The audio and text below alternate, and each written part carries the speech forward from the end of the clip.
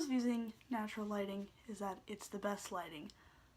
Cons of using natural lighting is I live in Ohio and you get overcast days, so inconsistent lighting. Hi, hey, I'm Morgan, and today I'm here to bring you my TBR for the Winter Biannual Bibliothon. Biannual Bibliothon is a read-a-thon that's hosted twice a year by 7 different hosts, and it takes place over 7 days, and there are 7 reading challenges as well as 7 video challenges. And I figured might as well do a read-a-thon since I'm coming out swinging in the booktube world. Biannual Bibliothon will be taking place between January 8th and January 14th, and I'll be linking all the information about the read-a-thon in the description in case you want to partake in this as well, and let me know what you plan on reading throughout this read-a-thon. I'm not going to do the video challenges this year, but I am going to be taking part in the reading challenges as well as vlogging my read-a-thon experience.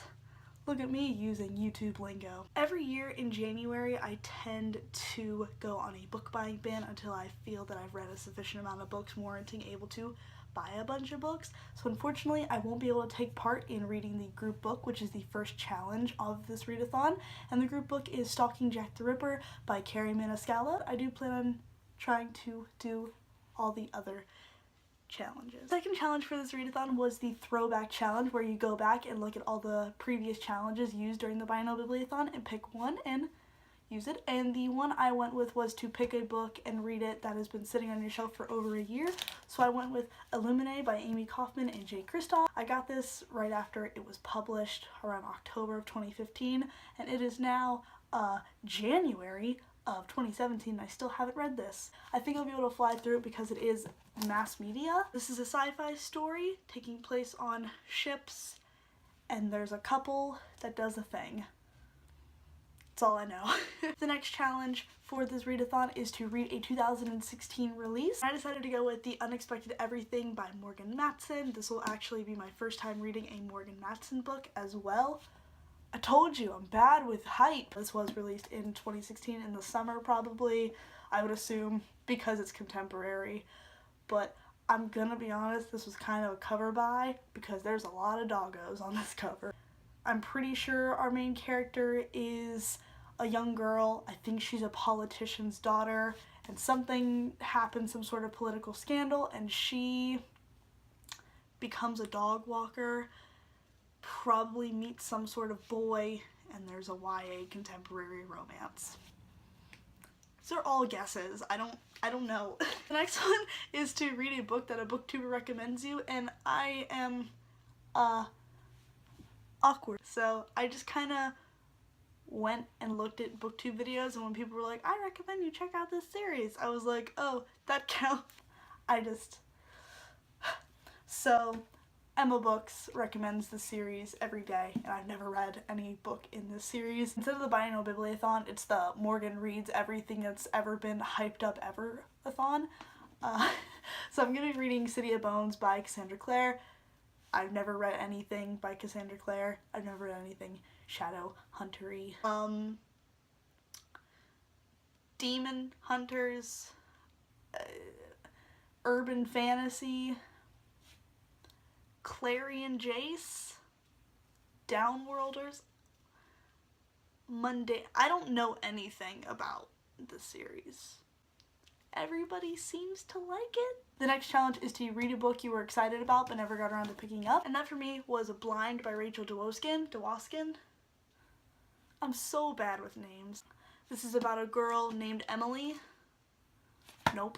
This book is about a girl named Emma who suffers a traumatic accident and becomes blind, and she has to relearn everything about her life. Our narrator in this book is blind, so I am very excited to see how this is. Next one is to read a retelling, and instead of being like, well, I'm reading Scarlet by Marissa Meyer, the small slot counts, I decided to be like, no, go big or go home, girl. So I decided I'm going to be reading A Court of Thorns and Roses by Sarah J. Maas, which is apparently a vague Beauty and the Beast retelling, but there's fae, and this girl has tattoos. Same. Apparently, these are good. I am very excited to experience Sarah J. Maas's writing and to be reading more retellings this year. And yeah, Feyre, am I right? And the last challenge for this readathon is to read a diverse book. Everything I've read about this duology is that it is incredibly diverse, so I'm going to be reading Six of Crows by Leigh Bardugo. Literally all the books in basically every single book on this list is something that's been super talked about on BookTube. I haven't read any of them because I'm a hoarder. I just buy all these books and I sit there like, yes, the time will come soon. But so fucking weird. It features 6 different types of characters and they're all diverse in their own ways and they're all flawed in their own ways, and there's some sort of heist that goes on, and the pages for this are black, which is really cool. I'm about it. To my knowledge, this duology takes place in the same universe as the Grisha trilogy, but you don't have to read the Grisha trilogy to understand what's going on in this, which is good because I've never read the Grisha trilogy. Wow, is anyone shocked? Wow, Morgan hasn't read a popular series. In other news, water is wet. I am very, very, very excited to be hopping into this book as well as all the other books that I have listed here. Also, hey, my arm is tattooed. This is just random, but I plan on doing a short little mini video series about my Harry Potter sleeve if anyone is interested. So that was it. That was my TBR for the upcoming Biennial Bibliothon. Thank you all so very much for watching and for all your kind words and welcoming me into this community with open arms. I greatly appreciate every single one of you. Seeing comments from you guys literally makes my entire day. I hope you have a wonderful rest of your day and I'll see you in the near future. Okay, bye!